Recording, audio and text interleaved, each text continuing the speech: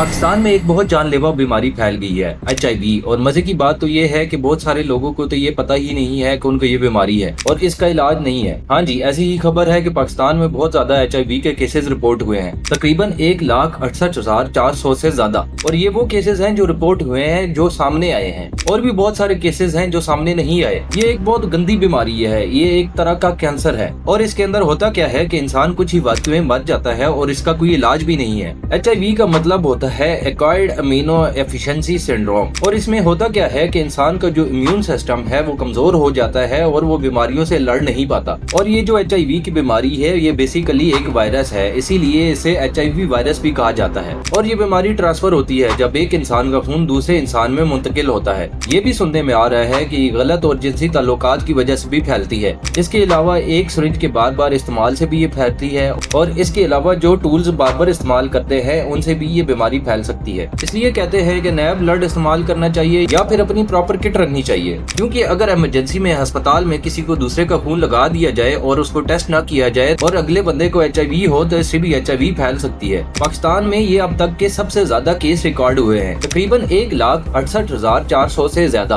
और सबसे ज्यादा केसेस पंजाब, फिर KP, फिर सिंध और फिर बलूचिस्तान। बहुत सारे लोग ऐसे हैं जिन्हें ये बीमारी हो सकती है लेकिन उन्हें पता ही नहीं। तो इसका जो हल है, एक मखसूस वक्त के बाद 2 से 3 महीने बाद इसके टेस्ट करवा लेने चाहिए। इससे क्या होता है कि एक तो आपका इब्तदाई इलाज हो जाता है और इसको फैलने से भी बचाया जा सकता है। ये बात एक हद तक कहना ठीक है कि इसका कोई इलाज नहीं है, बहरहाल फिर भी इसको वक्ती तौर पर ट्रीटमेंट करके रोका जा सकता है, बहरहाल मुस्तकिल खत्म नहीं किया जा सकता। इस वीडियो को ज्यादा से ज्यादा शेयर करें ताकि लोगों तक ये मालूमात पहुँचे। अगर आज आप ये वीडियो नहीं शेयर करेंगे तो किसी की अजीज की जान जा सकती है।